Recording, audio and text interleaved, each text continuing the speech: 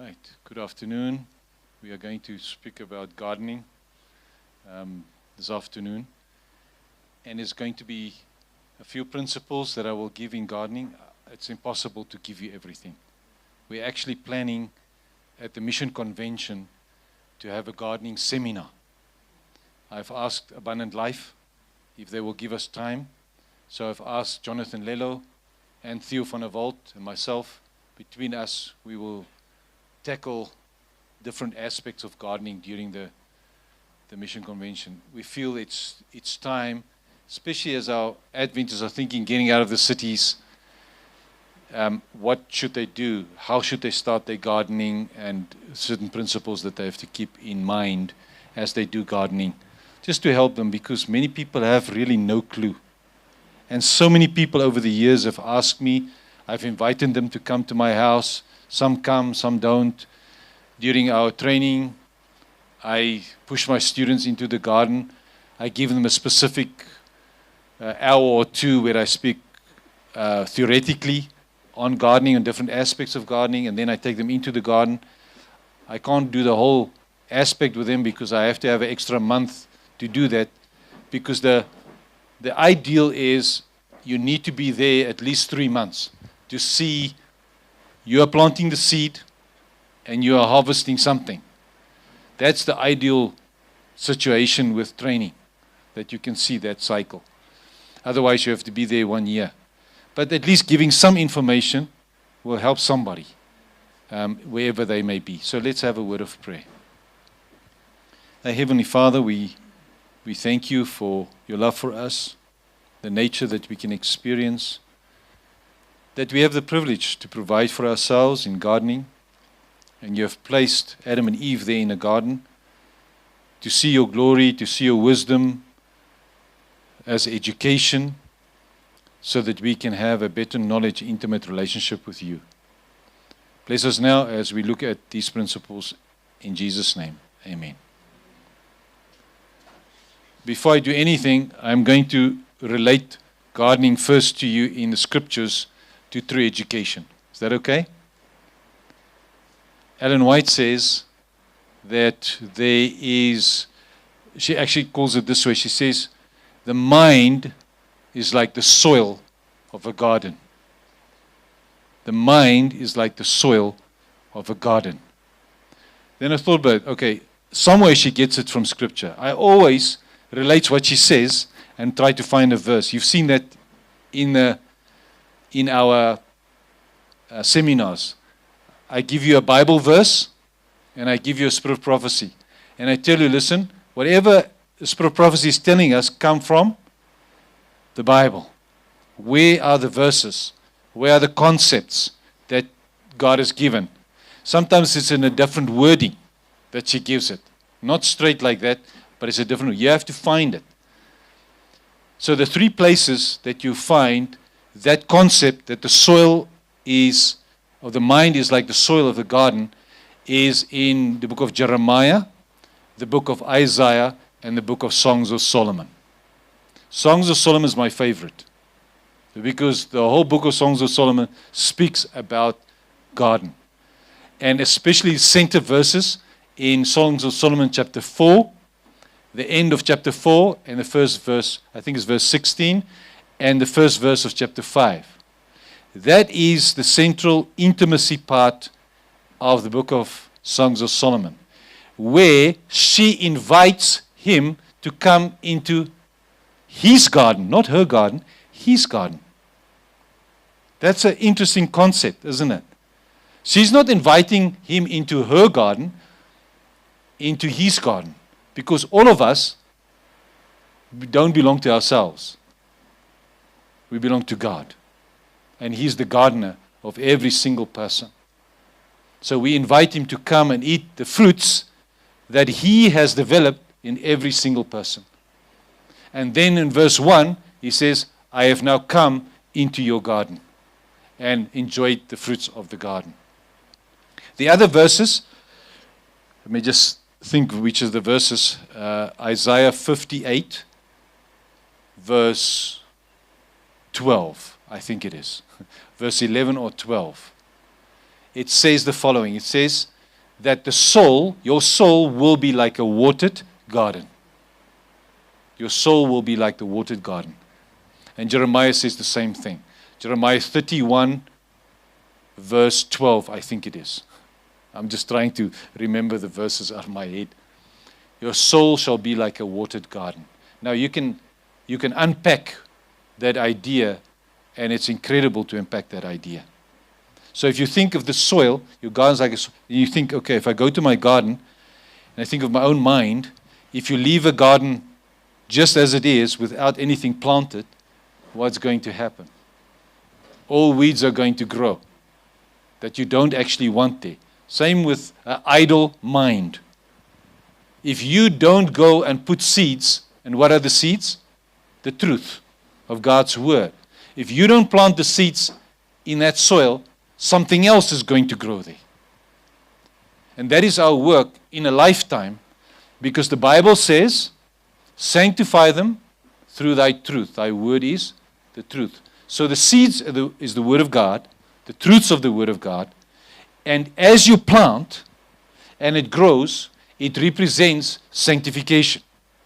It represents transformation and growth in that garden. So the development of a plant is the sanctification part, or the growth that we experience in true education.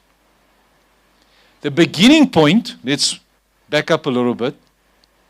Peter, in 2 Peter 1, verse 4 to 8, is, I call it Peter's ladder.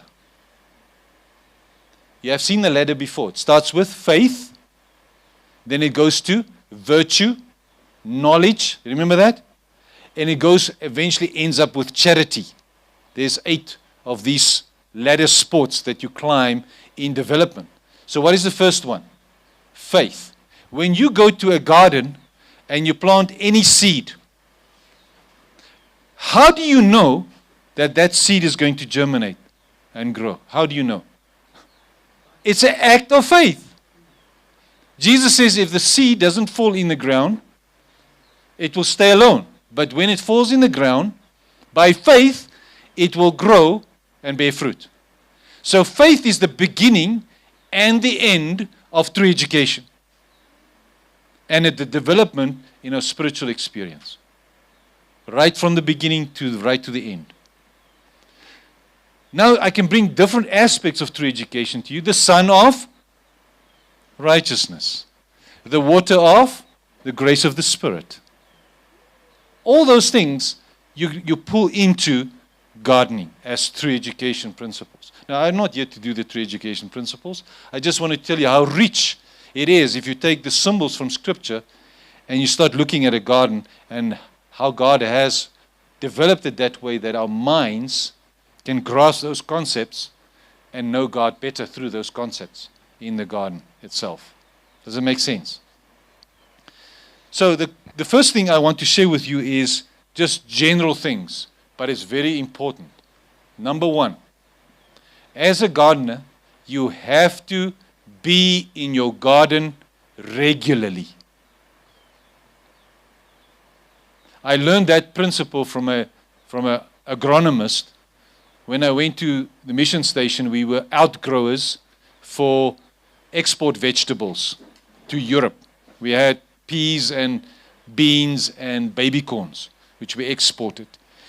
And I had no clue how to do gardening. And they put me as a farm manager at Riverside Farm. I had no idea how to plant anything. And this agronomist came every Tuesday to help me with the planning. So they plan, and I'm just the guy that is making sure that everything runs through the year, that we plant the peas at the right time, and how many, and the sprays and the chemical sprays and all those things that we needed to do. And he told me this principle. He says, make sure you're in your garden every single day. Yeah, if you skip one day, that's okay. But a week is too long. You get the idea. Why? Because it gives chance for you to see the condition of your soil and your plants. Your plants will tell you the condition. You'll see the aphids on there, or you'll see an insect on there, maybe insect bites. You'll see diseases coming, or signs of diseases, or whatever it may be. So if you go there on a regular basis, you can sort out the problem as soon as possible. That is a very, very important principle. You can't wait and say, listen, I've planted this thing. I'm going home. Next week I'll check if it's growing or not growing. It's not going to work that way. Right? That's very important. Doesn't matter if you have a small garden or a bigger garden. So one of my principles is I wet my garden mostly by hand. I use drip irrigation and I have some sprinkler irrigation, but most of my garden vegetables I water by hand. The reason for that is that while I'm watering, I'm checking. That helps me quite a bit. If I just press a button and I've got these electronic valves that go on and off, you can do that when you go on holiday. You can, control it from where you are, open up and irrigate. But it forces me to see my vegetables and the condition of the vegetables. And it works the same with us as medical missionaries. I mean, you can see when somebody's sick. You hear it. You see it in their eyes and their faces, their conduct. Those are the type of things that you're going to see in the garden as well. The second thing that is very important to remember is the climate where you are. This climate here, and my climate in Geluksburg, by Drakensberg, is completely different things. Okay. So in my climate, I have a cold season, and then I have the hot season. I have the transition between winter and summer, and then from summer to winter again. And in my climate, I've learned that that transition period is my best time to plant. Not in winter, not in rainy season. In between. So what do? That's when I plant. So my planning is around that season. So whatever I plant there grows well, less diseases, less insects. That's my best time to plant. They grow better. So why not? Now I'm trying to force certain plants to grow out of season. Vegetables are sensitive. Certain vegetables sensitive to soil temperatures. Okay? To certain amount of water in the soil and all those type of things. The heat outside, things like that. So you try to grow a pepper by me in winter outside. Or a tomato. The soil is too cold.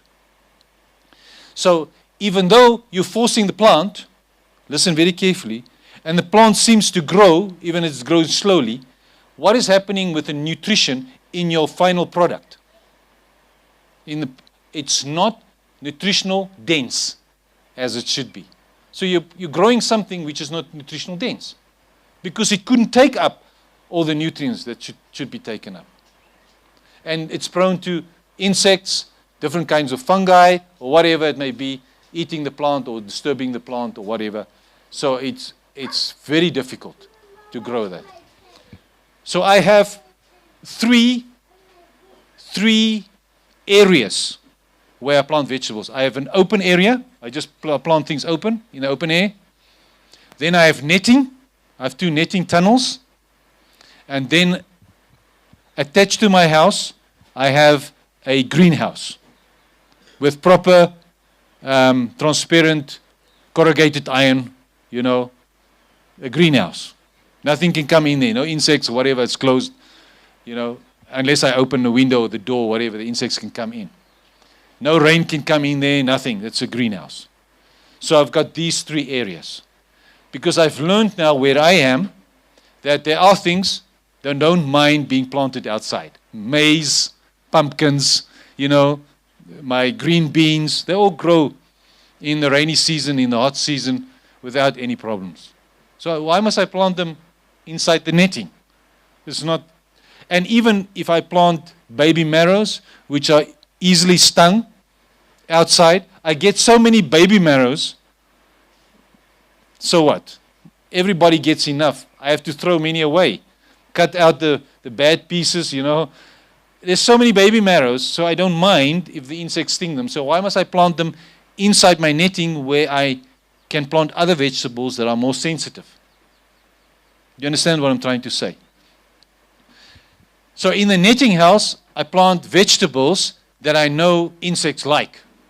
Your brassicas, which is your cauliflower, broccoli, those type of things, your spinach, beetroot, carrots, and things like that, I usually put in the netting house. Insects like those type of things, so I plant them there. There's less insects to get to them. So you start learning also which type of insects, which types of vegetables are prone to insect bites and so forth and so forth. If you plant certain vegetables outside, there come moths, grasshoppers, whatever, and I tell you, you eventually get discouraged. Okay? So I put those inside the netting, and they just grow very well inside the netting because the insects don't disturb them. If you go into my hothouse, you'll find some insects have made some marks on the vegetables, but most of them are 100%. I would say 95%. The fruits are fine, or the leaves are fine. No problem with it in the netting house. So that means that in the netting house, you can have up to 80% to 90% success rate with those type of vegetables without any problems. Then I have the greenhouse, because we have a winter, okay, and there are vegetables that don't like rain. So it can be during rainy season or cold season where I will plant my tomatoes, peppers, some of those type of vegetables in the greenhouse during the winter time. Even cucumbers. I grow cucumbers during the winter in my greenhouse. More than enough. It's usually some of those items I cannot grow in winter that I like to have, tomatoes, cherry tomatoes, things like that. For salads and things like that, I grow them in that greenhouse. And I've attached it to the northern side of my house. I have a 12-meter span of my house.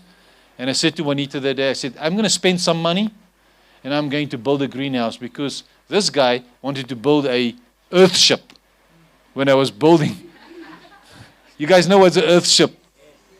I wanted the whole recycle thing, right? Your gray water, plant all my vegetables in my house, with big windows. But it didn't work when we started. People had other ideas, and we didn't know the environment, so we decided, okay, we'll listen to what the people are saying, but I should not have listened. I should have gone my gut feeling. But then later, I realized, I said to Juanita, let's build a greenhouse against my house. So I opened my lounge window and picked the vegetable. That's basically what can happen, although I have another door where I go in to do that. So that works 100%. So some vegetables you can grow outside, some inside the netting.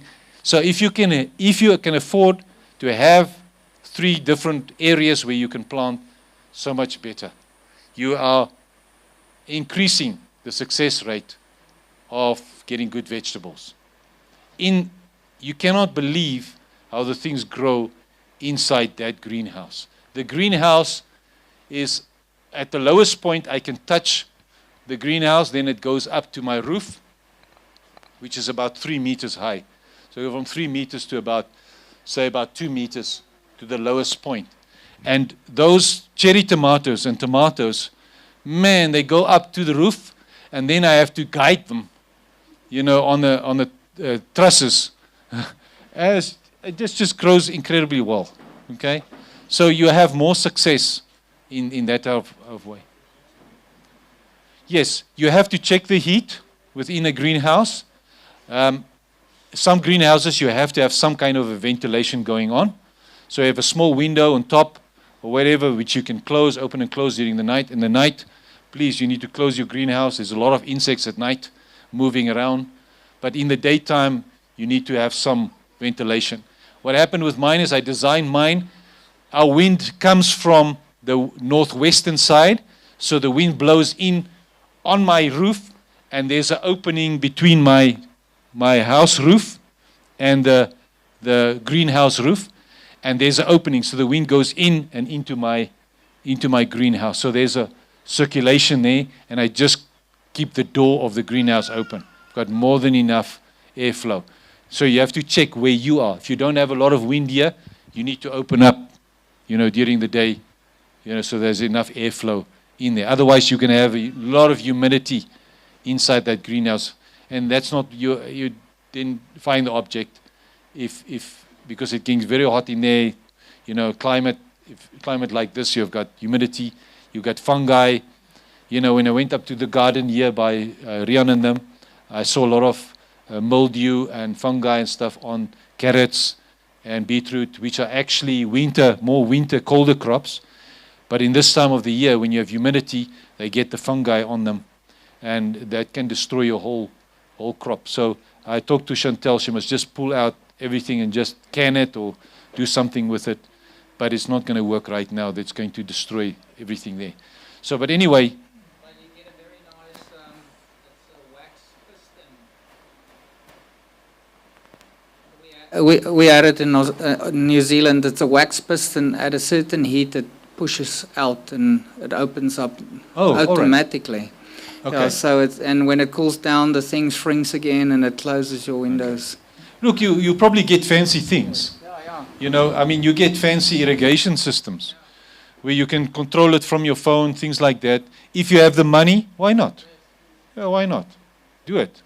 It helps you if you are very busy. I like to spend time in my garden, so I make time. Especially early in the morning, I go and check. Now, here's one of the things. If you go regularly to your garden, I don't know who has ever suffered with cutworms. Okay, those little gray things, I tell you, so I've learned a few tricks, which I can quickly share with you. A few tricks is, number one, if you have trays where you plant your seeds in, okay, plant more than one seed, at least 3, okay, in the tray, so that 2 or 3 seeds can germinate and be in the tray. So that when you plant it into your garden, you don't know if there's cutworms in there. And usually a cutworm will eat 1 or maybe 2 of your plants. They cut it off right by the ground, on the level of the soil. So here's the thing. So you have that first. That's your first thing. So that when they eat one of them, at least they don't eat all of them. Okay? And it's usually only 1 cutworm that you usually find in that area. So if you don't go every day, especially if you just planted a new seedling, you have to check the next morning, check if any of the plants have been eaten. The next morning you do it at least 2 weeks. All right? Then you can say all the cutworms are gone. So when you see, one of my plants are down by the level of the ground, that's a cutworm. Scratch around, you'll find it. Kill it, go the next morning. There's another one. I had sometimes, cutworms, I don't know where they come from. But anyway, sometimes I don't have the problem. Sometimes I have a lot of the problems. Otherwise, they eat all of the crops.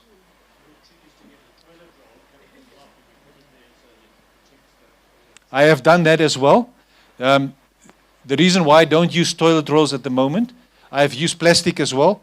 I would plastic around the plant, I stick it into the ground, and they can't get to. That is also an idea. Just be careful when you use anything that is carbon rich, okay, and you put it next to your plant or by the roots, they steal the nitrogen from the soil. Because the carbon and the nitrogen work together with the microorganisms to recycle and make compost. Do you understand what I'm trying to say? All right, so the bacteria is going to start using the nitrogen to bind it with the carbon and to break down. So that can happen. You rather use than plastic. If you have plastic, put it around your plant. Just make sure, there's an opening on the top so that the airflow is there.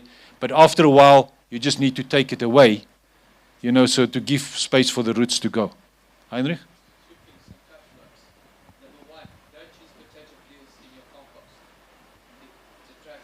Potato peels. Yes. Number 2, if you make your beds, leave the grass and things inside of the bed, don't pull it out. Cutworms normally goes to the precious plants. So you pull it to the middle out of your bed. Okay. Thank you. That's also extra advice there that we can use. Any other question on the cutworm?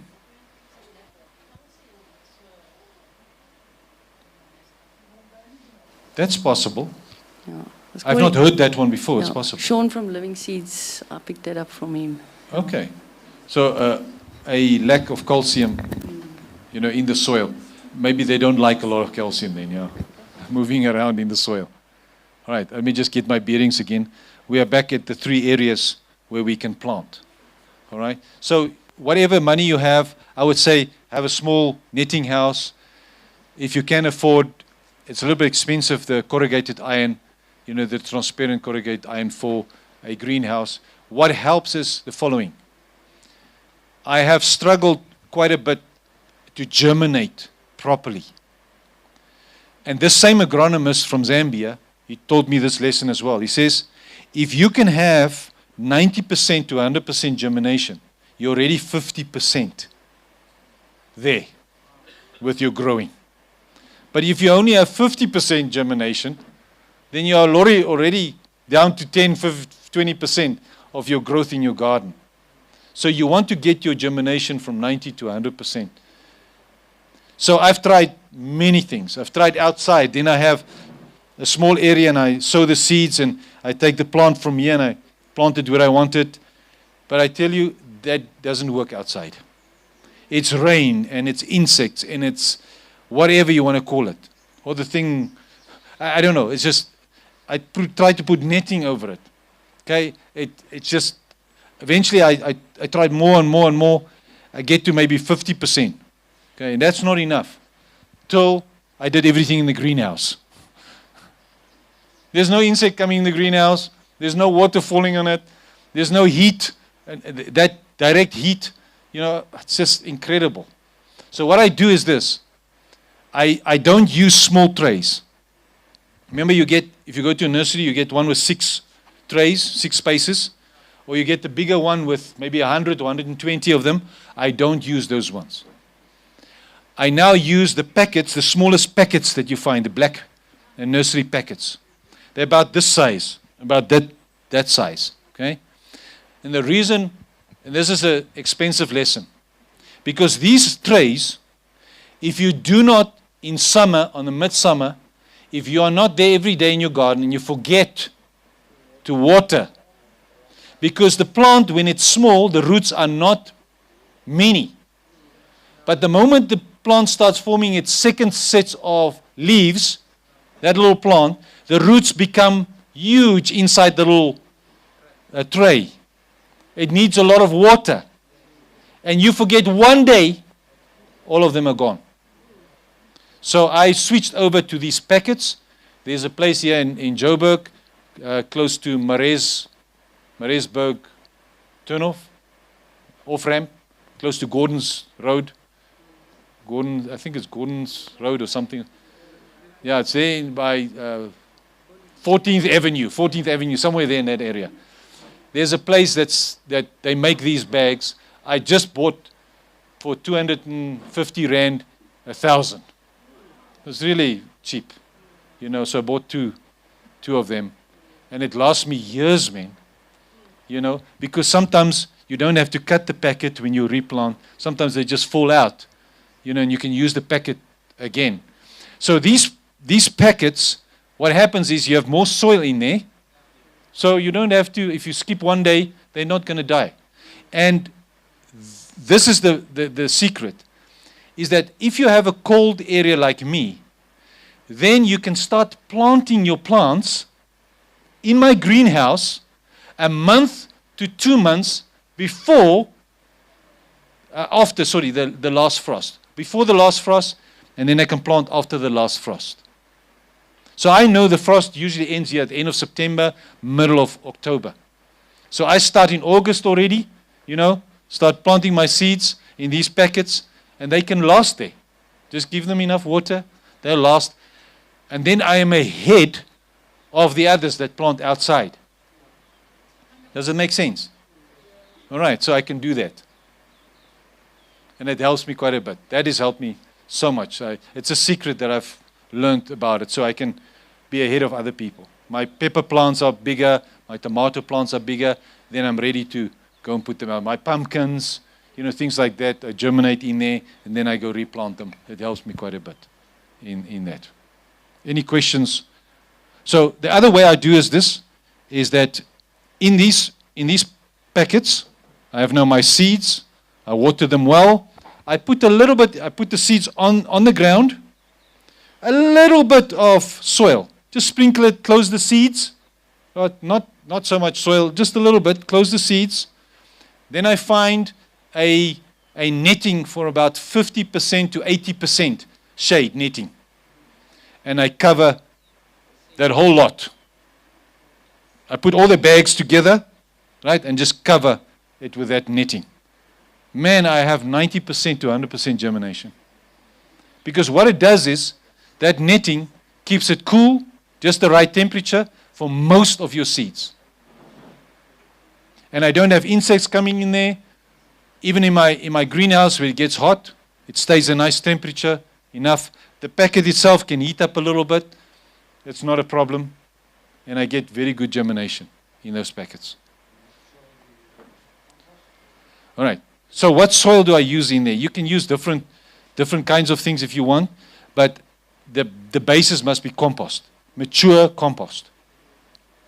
It all depends on, you can try with the compost, a little bit of normal soil if you want, or a bit of sand if you want to do that, mix it. But I found that compost is more than enough for a seedling to give them that boost.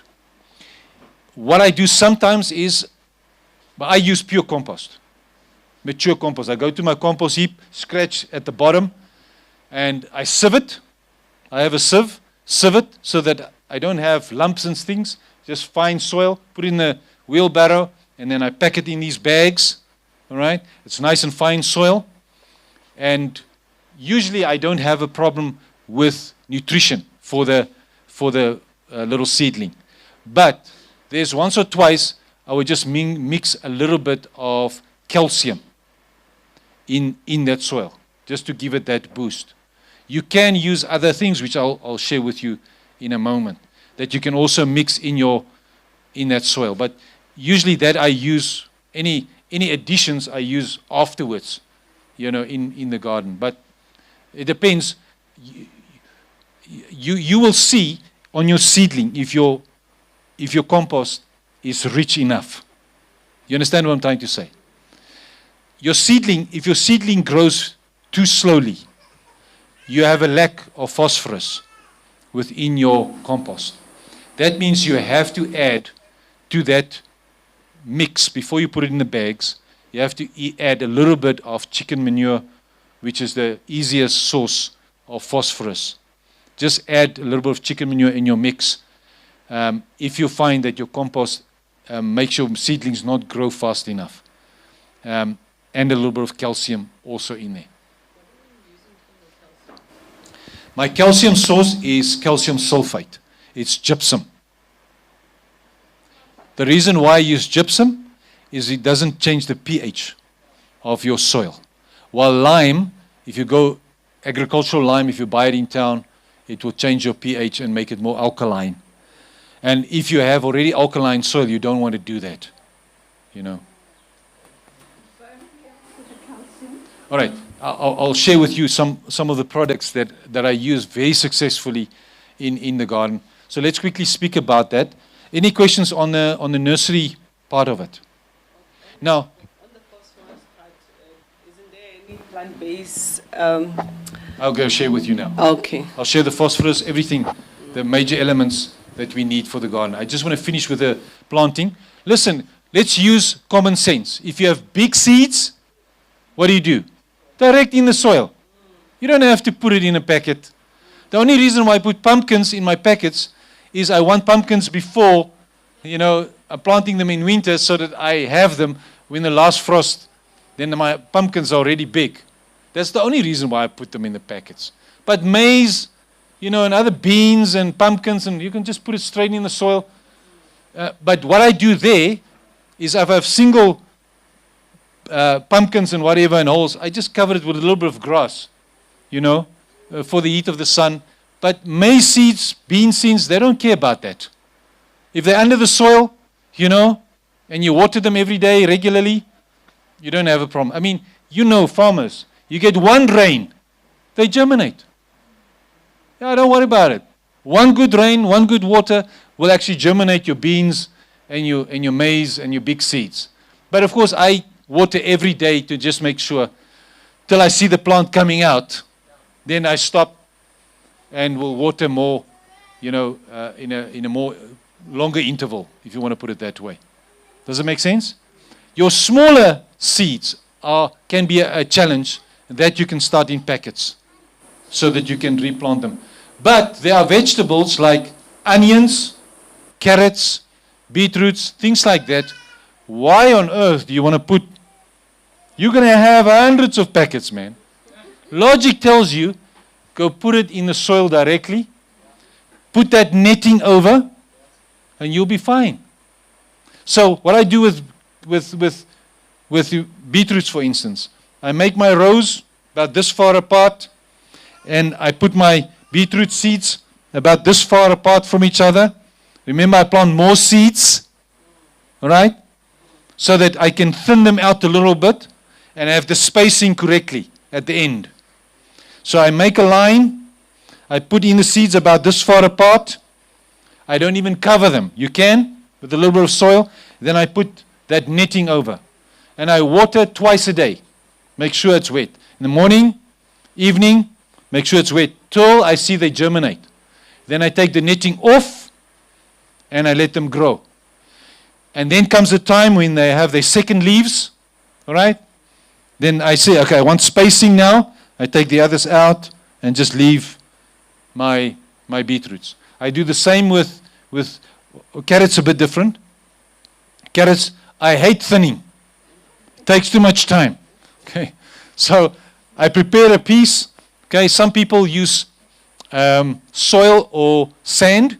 They mix the seeds with soil or sand. Okay, and then they spread it. That can work. But if you're a gardener that knows your stuff, I take the carrot seeds in my hand, and I know exactly how to spread them so that I have a good spacing within my carrots. You understand what I'm trying to say? That comes with learning how to spread your seeds. So if some of the seeds fell close to each other, that's baby carrots. The others are big carrots. I don't care. I eat them raw anyway. Okay? So you're going to have carrots close to each other and others that are longer carrots, smaller carrots. That's just how I grow carrots. It takes me too long, guys. Listen, don't make gardening a burden. Okay? Glass bottle, a honey bottle, that type of thing with the metal lid. Take a very small nail and make hole. holes all over on the lid. And you put your carrot seeds into there, the whole packet, and you go and you shake it like a It's a salt shaker, shaker. yes. Works like a bomb. My dad used to grow it like that. I have seen people do that, and that's 100%. If it works for you, do it. But don't make it difficult. Okay. Maren, how do I identify dead soil? Okay, we can speak about that just now. Okay, Okay. thank you for reminding me on that. So that's the carrot seeds. When I do onions are tough plants, but they're also difficult to germinate. So I take buckets, right? They're about this deep, any size you want, and I fill them with soil. So the soil is about this much. Just compost. Okay, it's my soil, compost. So I take my onion seeds and I thickly spread the seeds in that area. There are like hundreds of the seeds in there. So they come up like hair on a dog. All right. I also put the netting over while I'm germinating. They like to germinate in colder temperatures. So if you try to germinate onion seeds in a hot temperature, you're going to struggle. Because they are made to grow in winter. So when I come to March, April, when it gets colder by us, that's when I germinate my onion seeds. So I spread the seeds, and I put the netting over, and I germinate the seeds, and they come out like crazy. What is nice about onions is that when you replant, you wait till the onion is nice and big. It's now a lot of them. My worker just goes in, he takes a bunch of it, just takes a small spade, gets in there, and he takes one by one, carefully removing the onions with their roots. There's not even soil on the roots, okay? And start planting them. They're tough. they take just like that. They don't die very easily. They germinate difficult, but they plant very easily. Then you plant them the way you want. Okay? And you need to have a space where you plant them. So spacing is also logical. You need to know how big your plants are. Pepper plants, okay, this is the size of a pepper plant, or this is a cabbage plant, or this is an eggplant. Don't plant things too close to each other, they need space. Beetroots, if you want that size beetroot, then you know. The next one needs to be here, the next one, are you with me? It's common sense, many of these spacing things that you need to understand. Okay. Let's quickly speak anything on the planting that you need to know. Then let's look at the soil. Sorry, Brenda? Yeah, so I once had, I'd like to use my own seeds from the vegetables that I use, and then I dry them out. But the ones they got a bit moldy, you can't plant those, can you? I just threw them away. No, Right. if they've got mold on them, throw them away. All right. They might not even germinate. Because remember what the mold does, they eats.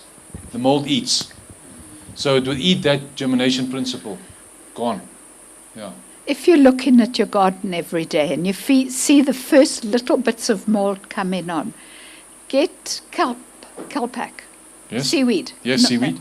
And you make quite a strong solution. So if you've got a little hand sprayer, I put quite a bit at the bottom and fill it up. Yes. And you go through and you spray it once.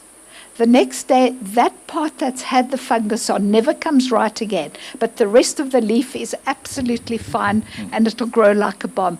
The same hydrogen peroxide, you take a 5-liter bottle of water, throw in a couple of teaspoons of hydrogen peroxide, soak your seeds in some of In that. hydrogen peroxide. In the well, it's very weak. It's extremely weak. But you soak your seeds for a couple of days in that. We were having trouble with baby marrows germinating.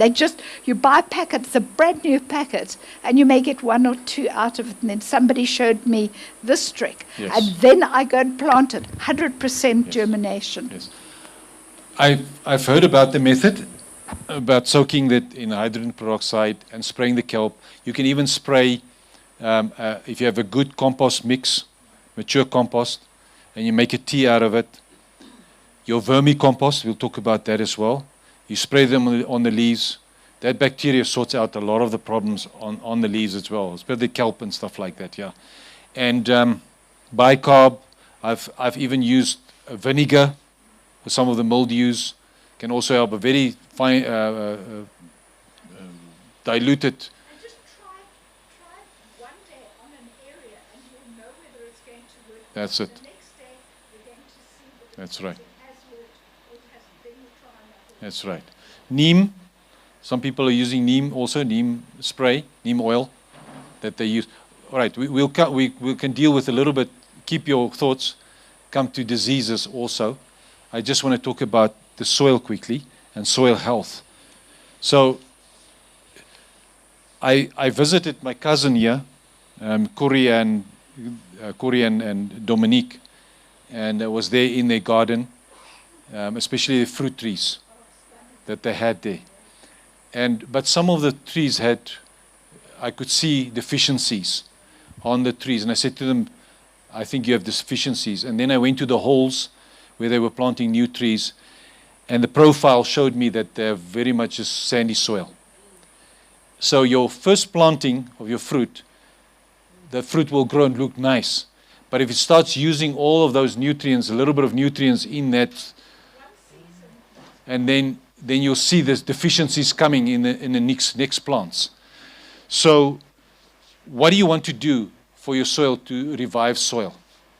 So first thing I tell people is, if you don't know about your soil, say it's the first time you're going to plant in your soil, just plant. Don't do anything to the soil. Plant your first things. Can be beans, any types of vegetables. Just plant it and observe what is happening. And write it down. Okay, beans, they did very well. This one didn't do very well because they're heavy feeders, and once they put nitrogen back in the soil, it helps the soil. So you observe your different plants. And then you will see if the plants are growing big and nice and healthy, you know, okay, looks like your soil is okay. Are you with me? You can just now carry on and make sure that the soil stays that way. But otherwise, you'll see there's a deficiency here somewhere. Something is wrong here. So the thing is, what you need to do now is now you have to build up the soil. Okay. So you cannot always just look at the soil and see if it's deficient or not deficient. It's very difficult. Only an expert may be able to tell you, what's wrong with your soil at that moment. So if you don't have all the money to do soil tests, which I want you to do, if you have money, get soil samples, send it away, so that you can just have an idea that an expert can tell you, listen, you have this deficiency or whatever, and you need to make sure you add this component to the soil. But if you don't even have that, all I tell people is, now you have to add. Not into your soil, on top of your soil. Okay. I have started the method of just adding on top of a soil. I don't work anything into a soil anymore. Because the moment I tell somebody to work something into the soil, they misunderstand what I'm saying. So they take manure and they go and work it into the soil. And then they plant in there. You can't just plant where you just work manure into your soil. You have to wait at least 3 months for the bacteria and all the organisms to break down that manure before it becomes compost. Remember, manure and compost are two different things. Manure comes straight from the animal, okay, and it can burn your plants, it can have other diseases or whatever it may be. So you first want to put it through a process which we call composting, till it becomes nice and rich compost. And usually it takes about 3 months for that to happen.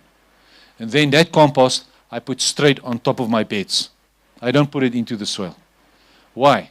Because nature works like that. All right? Nature takes everything from the top, puts it on top of the soil, and all the organisms work from the bottom to get everything for you into the soil.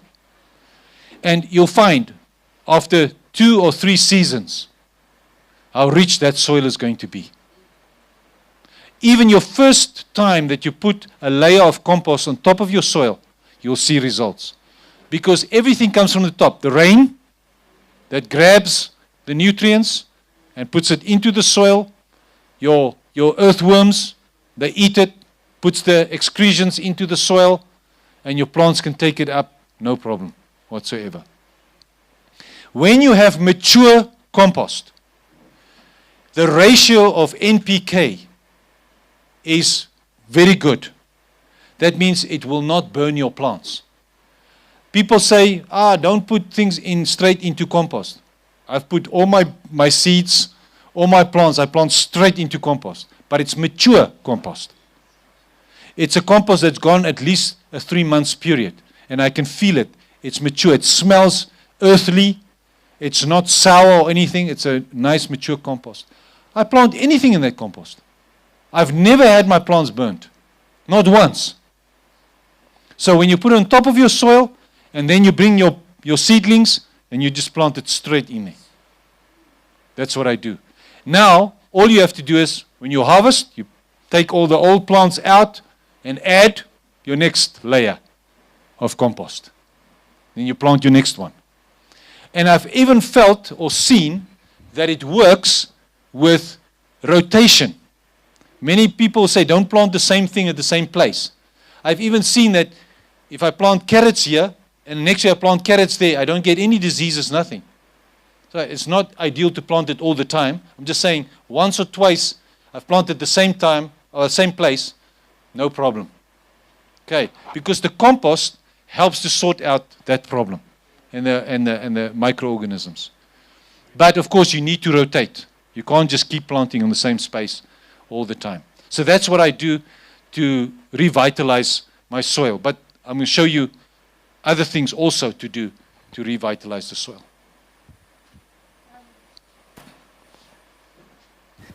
I plant all my vegetables for our juicing clients, but what I'm doing is they keep growing. I don't take them out every year. Are you supposed to take them out? And depends on what plants you're talking about. Like what spinach, kale, lettuce. At some point in time, finishes. you need to take them out. There's vegetables that only grow that season.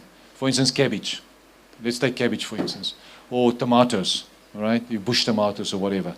Then if you finish harvesting, take the plant out. You need to plant. And I have left your spinach. Usually I leave sometimes for more than a year.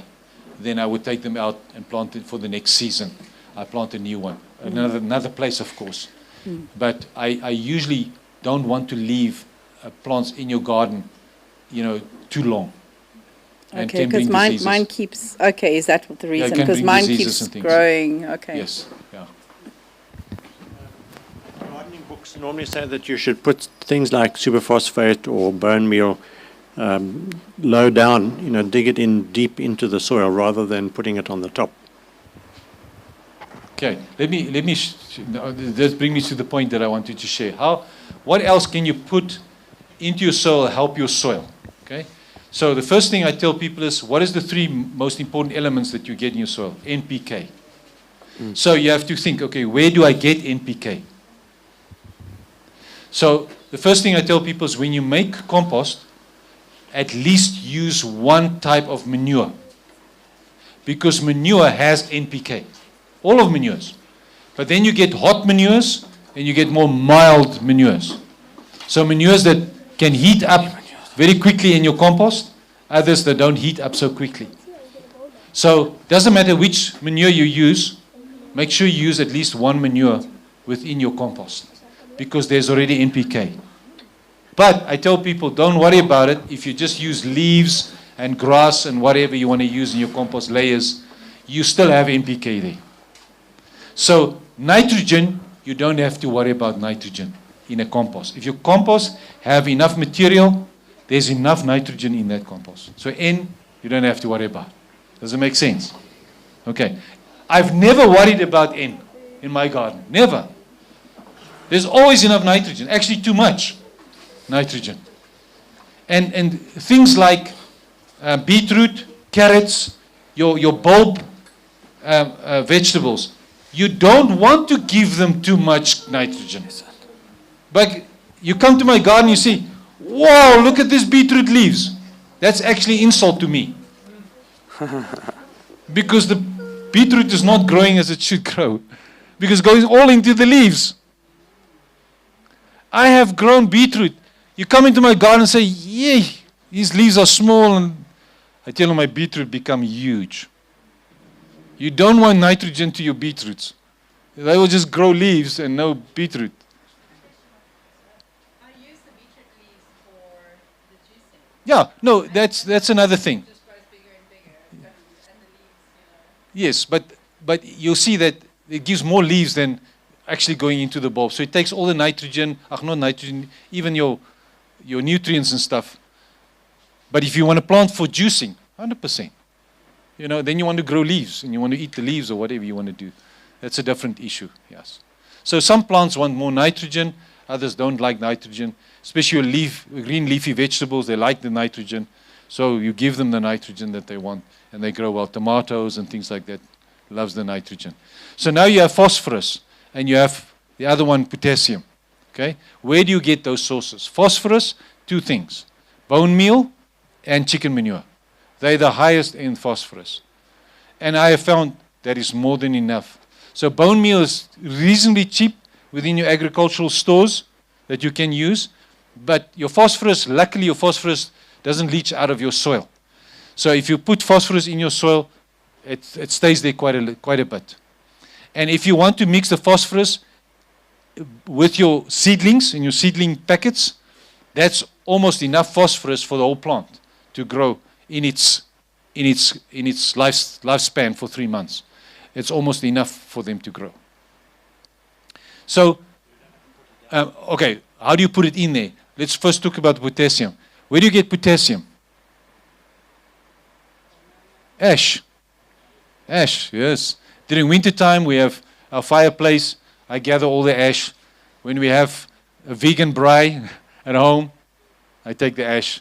So that's easy to use. It's potassium chloride, your ash, or potassium carbonate or something like that, potassium chloride.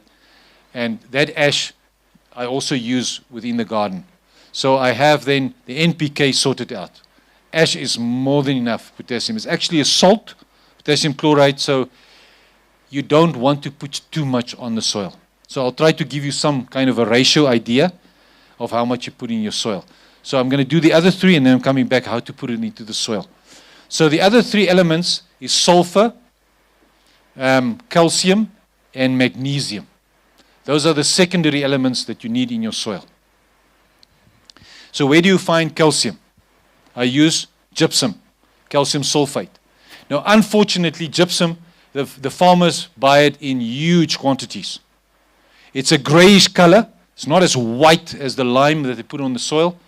So if you drive past the farmer's, field, and he has this heap of gray, white powder, that's gypsum. That's plaster of Paris, that's gypsum. Or your chalk that the teacher is writing on the board, that is your eggs. Right? There's also calcium carbonate, I think, or calcium sulfate. Your eggs of your chickens, sulfate, your chicken eggs. So there are some of my family members eat chicken. I want your egg, your shells, please give it to me. And I put it in the garden, but I don't have enough. So what I do is with calcium sulfate is that I try to make friends with farmers. So if I see they have, I go to them when they put it on the ground. Like, give me 50 kg, I'll buy it from you. Some of it is given to me for free. And a 50 kg, say a 20 kg, man, it lasts me many years. For my size garden anyway. And I've got a big garden. My garden is much bigger than this area here. Maybe 3-4 times as big as this area. The church here. So 20 kg of calcium sulfate lasts me very, very long. So if you can find the calcium sulfate, it's the best thing to use. It also loosens your soil. Okay, we'll come to that just now. You're asking me that question. I just want to go through the whole thing first. So you can use the agricultural lime, but just know that it's going to change your pH. So what you do is, when you put your calcium on there, just make sure you're not going to put it every year. Give it a span of maybe 3 years or so before you add again. Because if you're going to add every season, your soil is going to become too alkaline. And you may have problems on your vegetables and things like that. Then we have magnesium. That's the easiest one. Epsom salt, magnesium sulfate. Okay? Epsom salt you buy in bags, man, for 20 kgs.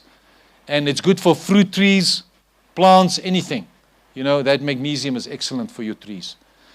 That's my main source of magnesium. And then my main source for sulfur is already in calcium sulfate and magnesium sulfate. There's my sulfur already available.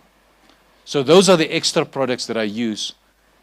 How do you test your soil? How do you know what your soil needs? Okay, just hold on a second. Let me just get my train of thought going here. Now, add extra things that you can add to your soil. I've given you the 6 things that the garden actually needs, the 6 elements. So we have nitrogen, don't worry about it if you have a good compost. Potassium is ash, okay? Your phosphorus is chicken manure or bone meal. And then when you come to the secondary elements, magnesium sulfate, Epsom salt, calcium sulfate, the calcium, and the sulfur is already in there. Those are your 6 elements. Extra, very important, and especially for your microorganisms in the soil, is molasses. Okay, molasses are so cheap. I buy them in 25 kgs, the syrup, and it lasts me, years, just for one. Depends on how big your garden is. So I'm going to put back the nutrients. I always use that in that mix, all right, so that I can get that for the microorganisms back into the soil. Okay, so molasses I use extra. Then I use what I call rock dust. Okay, there is the proper rock dust that you can buy, which is a very concentrated nutritional. It's like your volcanic type of dust that you get. It's very expensive in soil. But there's a rock dust that I learned from the quarries.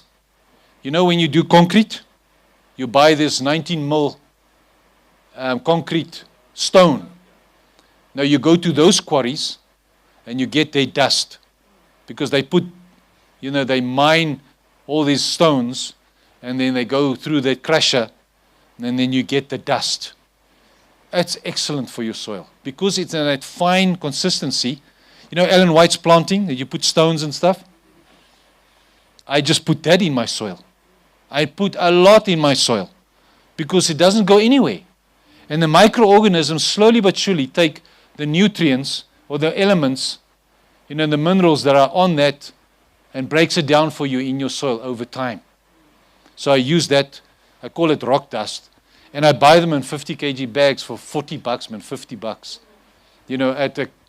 These guys that make the blocks that you build with, go to them.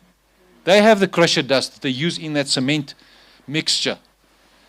That's excellent. You can use it, you can pour it on your soil. It's going to do nothing to your soil. All right. And your microorganisms can break down over a period of time. So that is also something that I use within my soil. Then if you have enough, over a period of time, you can use what they call biochar. I don't know if you heard the word biochar. It's charcoal. All right? So if you burn wood, you don't burn it to ash because the ash would be potassium chloride. Before it burns to ash, you have these pieces of charcoal.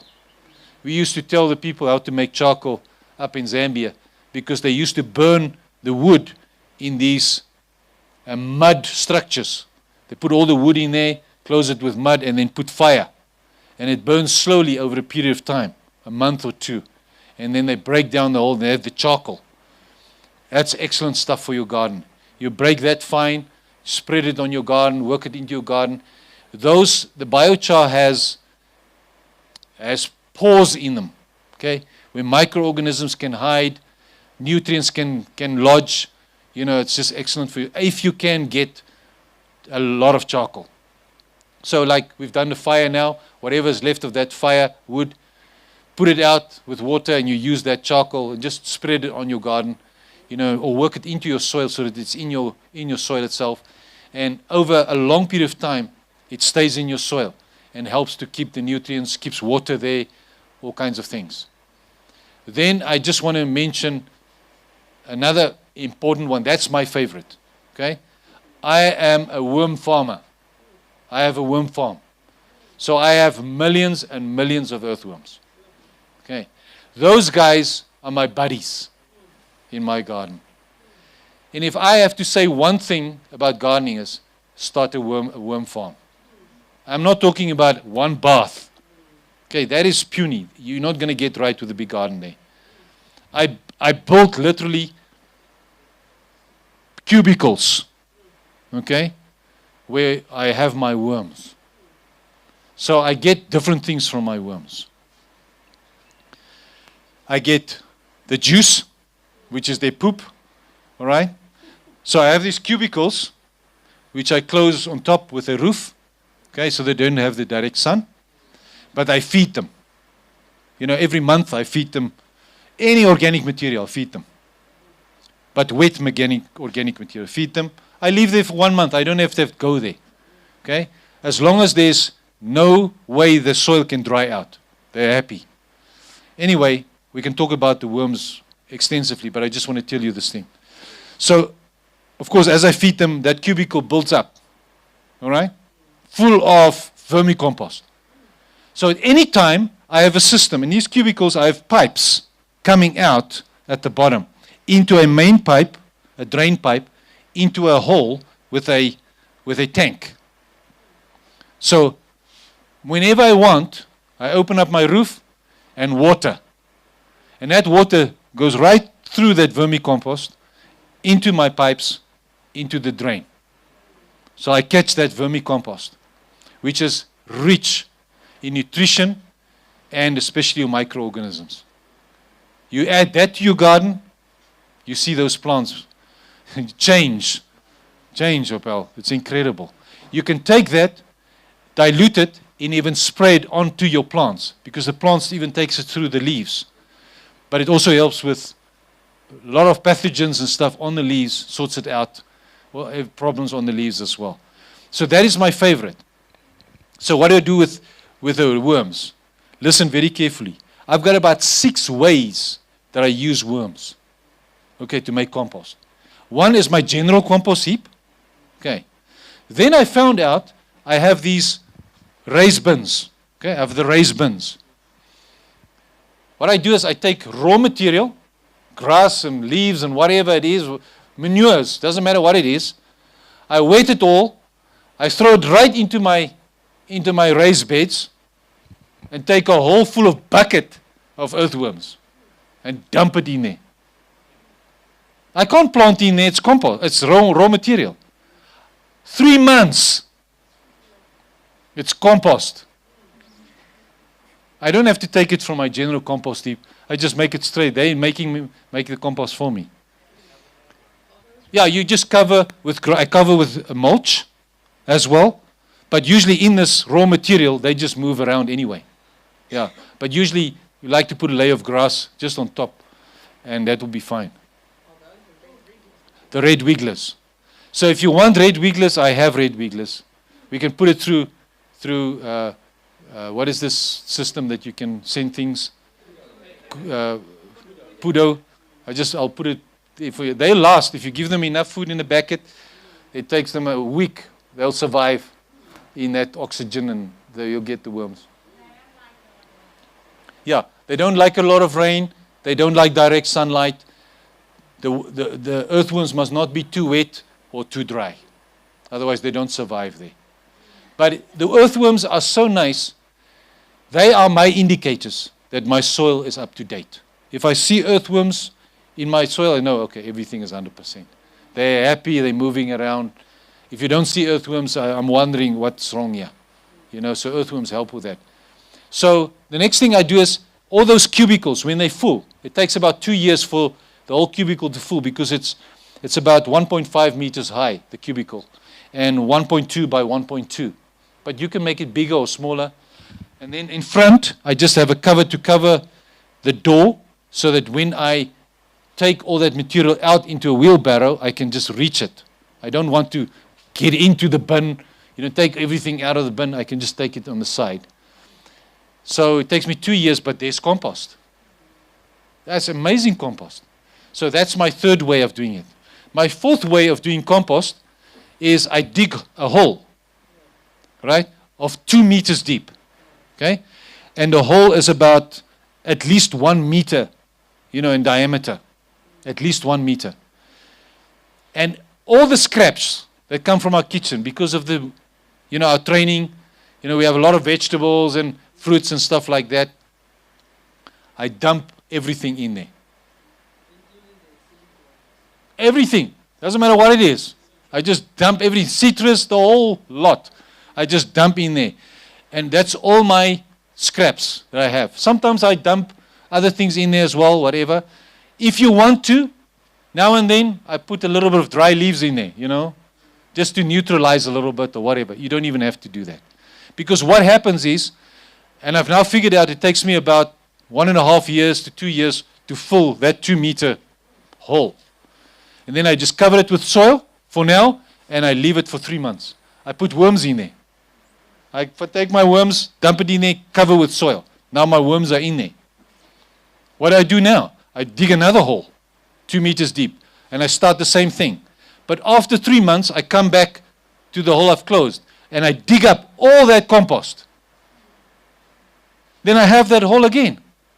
But I take everything out and put it in my general compost heap.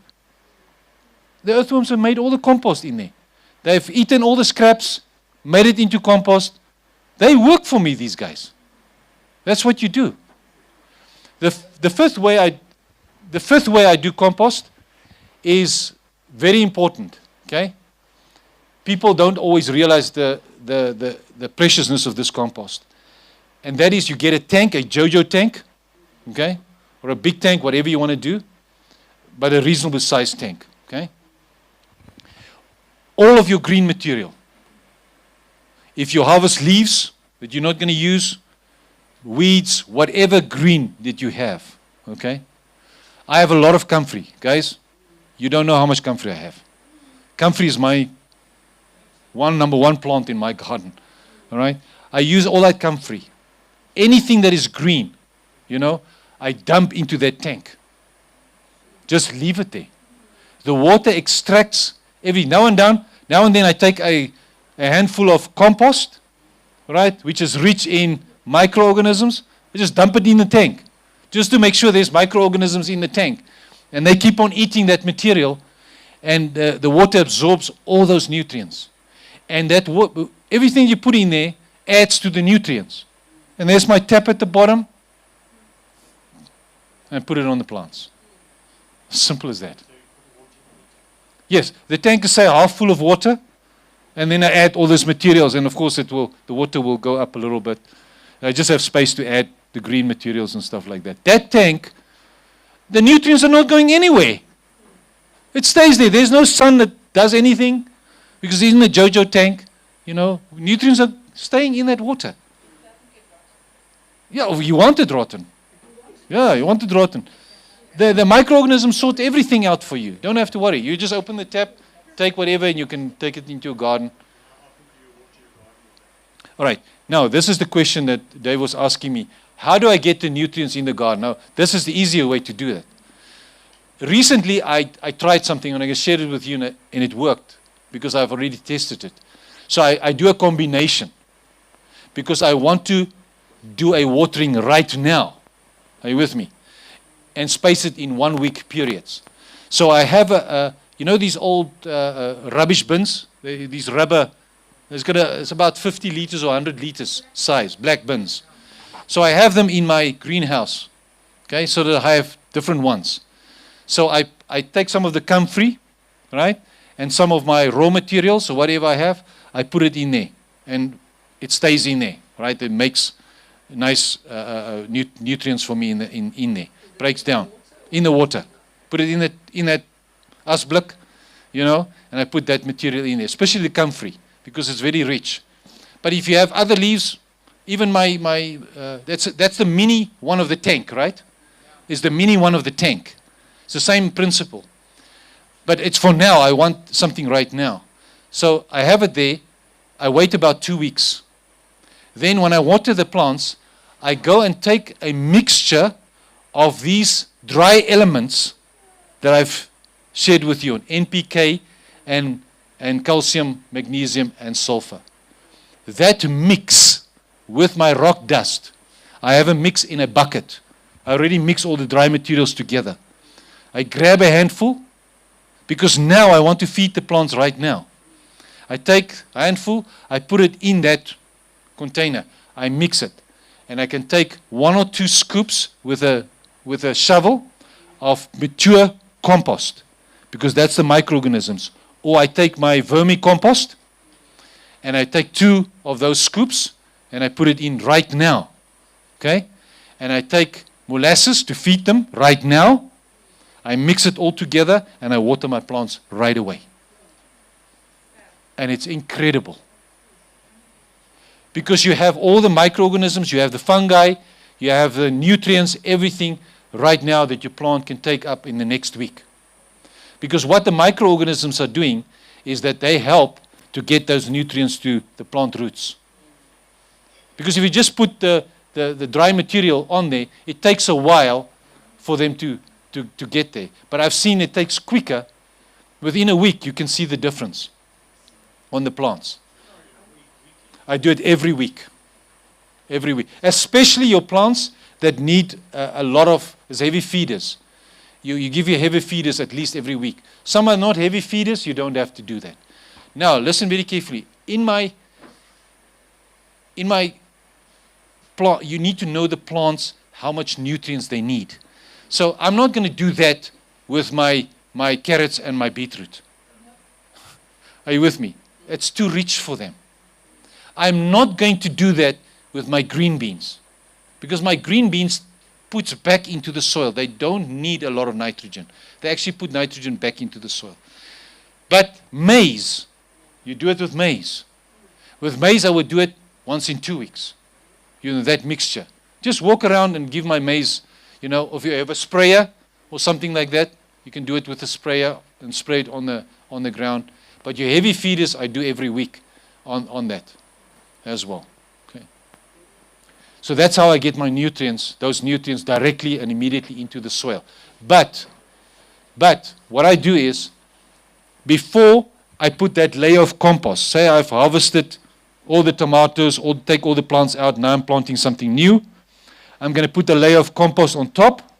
Before I do that, I take some of that mix, that dry mix, and I just spread it lightly before I put the compost, just to make sure there are those elements into the soil. So I do that as well.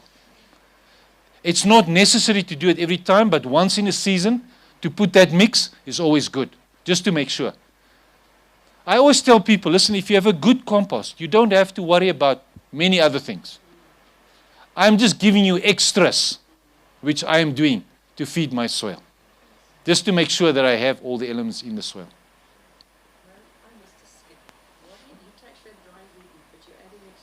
Sorry, are you adding that to your water buckets with Yes, your those comfrey and your things? water containers, Okay. which already had the 2 weeks of Okay, 2 weeks. plants or whatever in there, the green material, it's broken down. Sorry? The green tea. The green tea, right.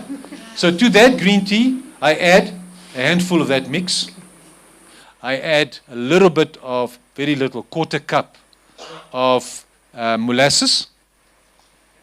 Because when the molasses goes back with the microbes in the soil, they love that sugar.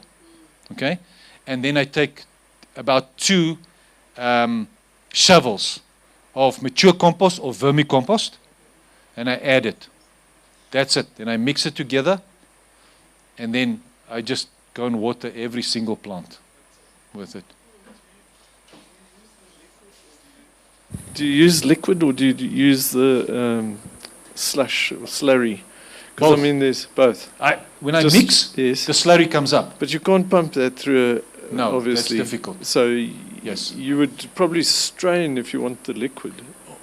Yes, you have to add it then before the time. If you're not going to do that, depends on the size of the garden that you have, because my garden, even though it's about 4 times the size, say 4 times the size of this building, I can go to my plants and I can give them once a week.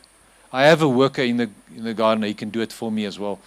Many times I do it myself, and I go there and just water each one, give each one a little bit. It's still not too much for me to do it. I've never really needed to go and with a knapsack and spray, those nutrients on the soil in that way. So if you have a watering can, is actually your best. You just have to get most of your particles, not to block the front part.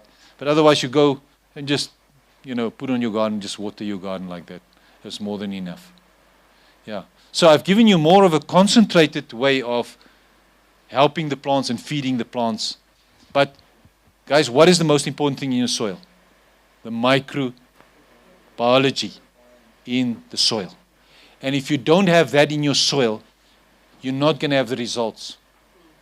And that is where your earthworms are so important. Because on a regular basis, I make sure my vermicompost, even if I just use the tea more often than this mixture that I told you now, the vermicompost that I have in that tank of mine, I just take it in a watering can and just water regularly. When you do watering, just take that water, then you have a lot of microorganisms in the soil which can help your plants grow. I don't turn over my soil. Nothing. If I feel my soil is hard for whatever reason, I take a fork, stick it in, and just wiggle it different places. I try not to break up my system in my beds and stuff like that. Erin, fruit trees, Fruit trees. peaches. Peaches. Harvest is so small, but very sweet, but Okay. very small. How big is your peach tree? Is it mature, big peach tree? Yeah, but it's not growing very big. It should be 3 years now, but it's giving peaches, sweet, everything. Okay, 3 years. perfect. 3 years is still a short period of time, eh? Is it? For peaches to be big. They're so small. Yeah, I know. I have peach trees which are 3 years old, and they're about this size. And every year they're getting bigger. So don't worry if it's just 3 years. But if you come to a tree which is 6 years, you should have already good peaches. So it's the same with peach trees. I like to put also mulch at the bottom of my peach trees or my trees, if possible.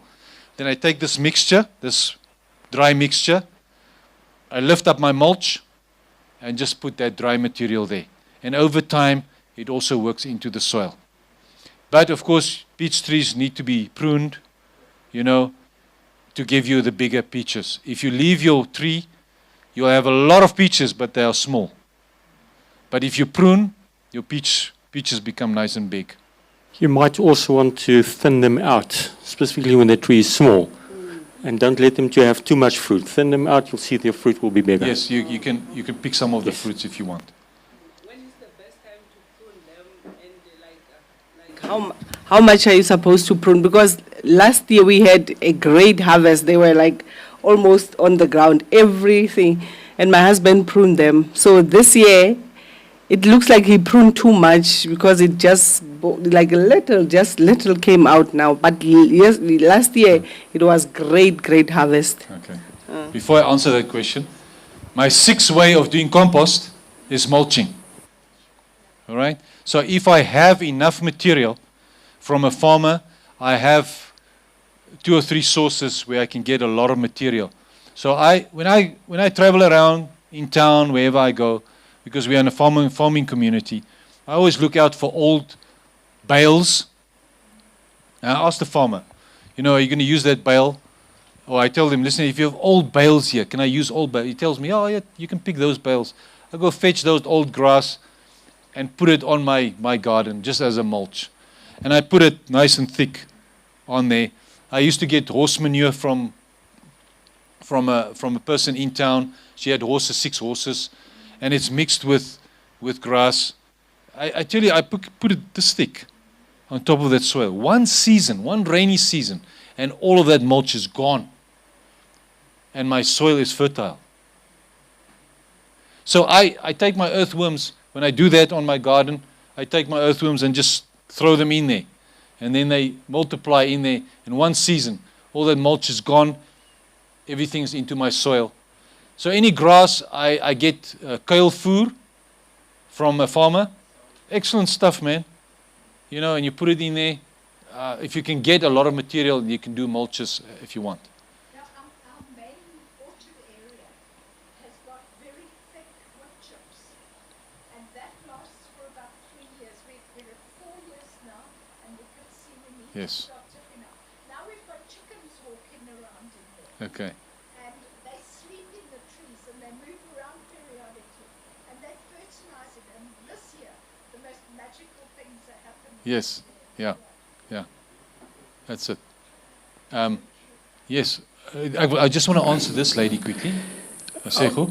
She's asking about the pruning. Now, it's difficult to explain to you pruning unless we are at a tree and we can prune it. The basic idea is you want your leaves or your branches to branch out and not go high. Yeah. Okay, so that it's picking height, if you want to put it that way. So anything in the middle, I cut off immediately, and I start training my tree to have side branches. So this year I pruned so heavily that my side branches were hanging on the ground with all the fruits and stuff like that. But this is how you prune your soft fruits usually. Yes. If you can, yeah. That's right.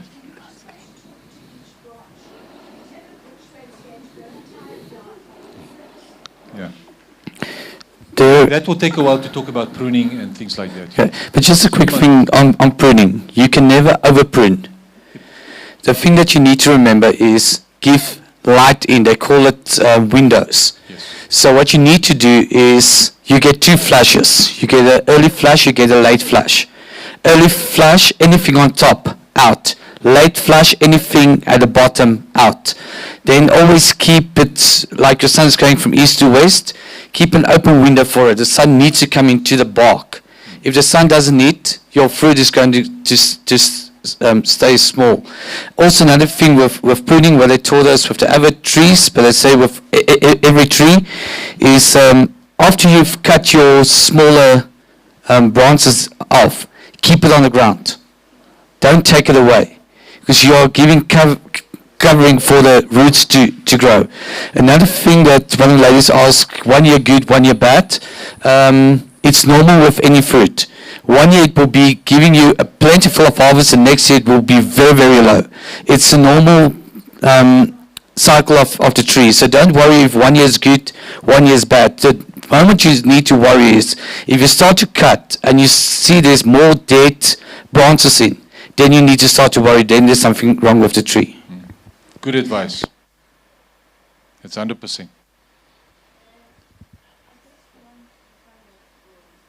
Those that plant, if they follow the 7-year cycle of planting in terms of resting the soil on the 7th year, and when does one start and when does one count 1, 2, 3, 4, 5, 6, and then you don't plant on the 7th, you rest you. I'm going to give you my opinion. All right. On that.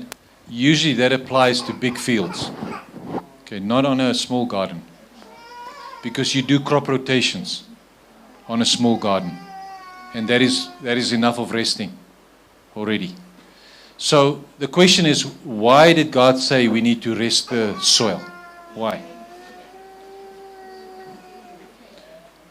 Now, I don't know, go look on YouTube, you find a new word, quorum sensing. Quorum sensing. Now, when you have a quorum, you're in a meeting, and you have a number of people that can make a decision. That's a quorum. Okay. So they call it quorum sensing. So what they done was, they took different hectares of fields. They would plant a monocrop, that means just maize, or just soybeans, or whatever it is. And then your next field, they plant 2 different crops, and then 4 different crops, 8, 16, I think it was 24, and something like 32 different seeds that they grow, or crops that they grow in one field. And they realized, monocrop, when there was drought, what happens? It dies. But the one that had the most grown on different varieties survived the drought. Then they even went further and they realized, hey, this one that had more crops on actually built up the soil. It was building up the soil. That you can plow it in, or you can work it into the soil and you can plant, and the fertilizer is already there. You don't have to add any fertilizers, nothing. Build up the soil. So what is happening down there with microorganisms? Every plant has microorganisms that work with that plant's roots. Like a cabbage have different ones, and this one have different, just as the bio in the stomach. Okay, there are different bacteria and stuff like that to break down different things. So they realized, having these different crops on one piece, that these guys start talking to each other. They realize, hey, there's a friend here. And they connect underground. And they start building up the soil. It was just incredible. Yes. You see those white threads. You have these very special fungi Yes. that come up that are rubbery, and they've got little like cups in them. You can see the little white creatures. Talking about mycorrhizal fungi. Yeah. Yes.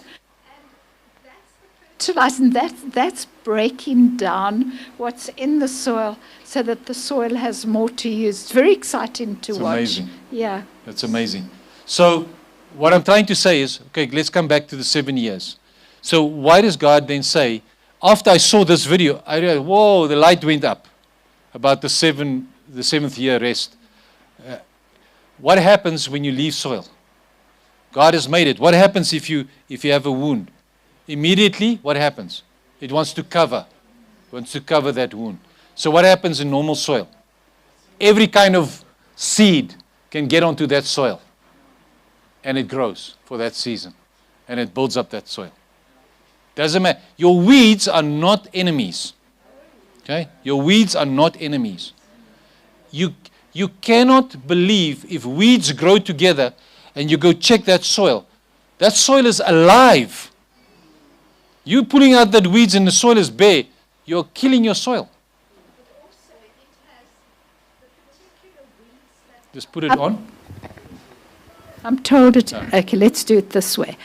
The particular weeds that are coming up there contain the nutrients that that particular soil needs at that particular time. Don't ever throw those weeds away. Pull them out and put them exactly where they have come out. Nature just naturally covers, but it covers with what the soil needs. And we come and mess and we take all the weeds and we put them elsewhere when actually they should be feeding the soil. But if you've ever got any soil that's really bad, you make a planting quite thickly of barley and you allow that barley to grow about this high, and you dig it in. You do it a second time, you dig it in. You do it a third time, you dig it in. You have the most fertile soil that you could ever wish. That's right. Yeah. Well, let's talk about, together with the 7-year days, you get what you get, green cropping, all right, or cover cropping. That's what Jean is talking about. So you have different kinds of crops that can help with that. You have buckwheat, you have barley, you have alfalfa, you have different kinds of things that you can cut down and just leave it. So if you have a weed eater or whatever you have, a strong thing, you can just go there and just mow it down and just leave it on there. Beans. Let me tell you something that happened to us at the mission field. We had 2 pivots. You know what's a pivot? Your irrigation that runs in a circle. We had 2 circles. Each one was about 26 hectares. And we used to plant soybeans and wheat. That was our rotation. And the one pivot usually got less of, what do you call it? The result, the yield was always lower than the other pivot. Now we looked at the soil. Even the agronomists come there and say, listen, you have to put more of this fertilizer on here to bring that up. And so we try different things. So one year, I said, well, I'm going to try the organic way. So I went to a company that sold velvet bean seeds, as a cover crop. Bought a whole bag, a lot of bags, and I told the guys, you go into 26 hectares and just take the spreader, and you spread those seeds all over the place and let it grow. And what happened was, usually you want to plow it in when they start flowering or so. I was a bit late and they were starting to make pods and stuff. It doesn't matter. I said to the guys, go in there with a tractor, with a disc, and just disc everything in there and leave it. Let it rot there. You cannot believe, just that one season, that pivot yield was greater than the other pivot. Just because of that organic material that was worked in the cover crop, that was worked into the soil. You can work it into the soil if you want to. Otherwise, just cut it down and just leave it. Leave it on top of your soil as a mulch, as much as you can. That's cover cropping. Many farmers are trying to use this no-till type of methods where they punch your seeds into the soil with a planter after the cover crop. They just cut the cover crop down. But nowadays, they spray the cover crop, kill the cover crop, and then plant. But anyway, if you have different kinds of seeds, not just one, like barley or whatever it may be, that you plant a cover crop, because you get crops, root crops like your horseradish and things like the radishes that can go into the soil. You have a grass, and then you have a legume, different ones that you plant to cover your crop, you cover your soil, and then cut them down and just leave them. They all are beneficial to the soil, not just one specifically as a cover crop. If you can do that, yes. Wonderful. Okay. Any other questions? I tried to give you as much as possible, but I know some of you have to get home. So what I can say is those is going to be at Mission Convention. We're going to give it a little bit more in detail, and so forth, so we'll work there.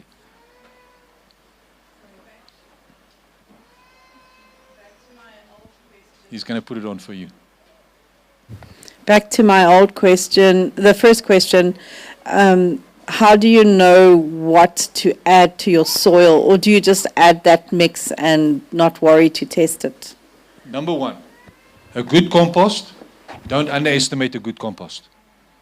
That's why I start with compost. If you have good compost, put that layer of compost on the soil. If you have nothing else, you plant. More than 80%, your plants will be healthy.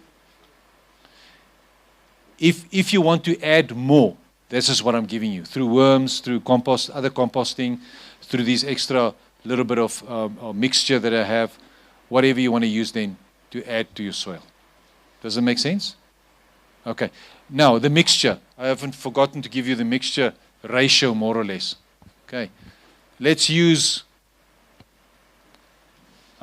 you understand ratios, right? Okay. So say I have a bucket like this, okay, this size. So when you come to the rock dust, you can add as much as you like, okay? Rock dust is not a problem. So you can, let's use 10 rock dust, okay? 10 of these buckets. So when I put potassium, that's the ash, maybe 1 bucket, okay? Then the phosphorus, which can be bone meal or chicken manure, 1 bucket, okay? I'm giving you just a rough ratio. When it comes to the calcium, you can use 2 buckets, calcium. Magnesium sulfate, 1 bucket. And that's the mixture. As I said, nitrogen, you don't have to worry about nitrogen. That's always there. I've heard it right here at the somebody was telling me they were using the food. I was using it to preserve the grains. You and now they say that there's something in the food, doctor. I want to find out what it is. What is the nutrients in the food, doctor, that they put also in the soil and it helps. It's like a plant where you give it all the nutrients at once and it's as happy as can be. What this is, it's actually inland sea creatures. Yes. So there's a touch of salt in it, but not a lot. Yeah. And it has all of the nutrients, the whole bag shoot of sea salt, plus the little creatures. So you've got your nitrogens and things like that. But it's a great healing agent for the human body. Yes, for sure. If you have allergies and a wound that is open, and you just pack this in as a dry thing, and you allow it, you wait about a half an hour, it forms a scab.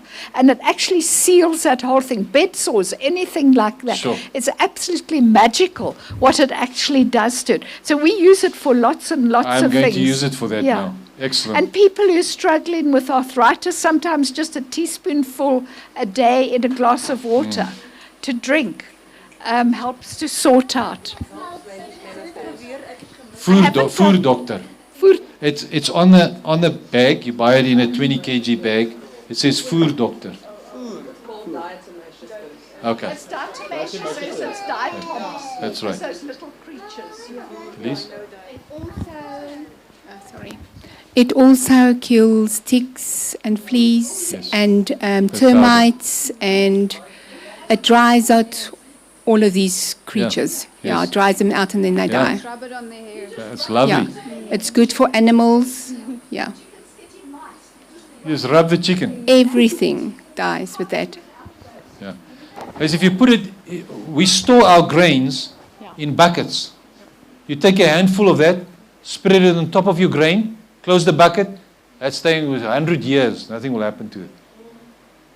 No insects come in there. If there was something, they die. Yeah, they die if there's. So if you have, these, is it mites that come in? Gogos that come in there, even if your grains already have it in.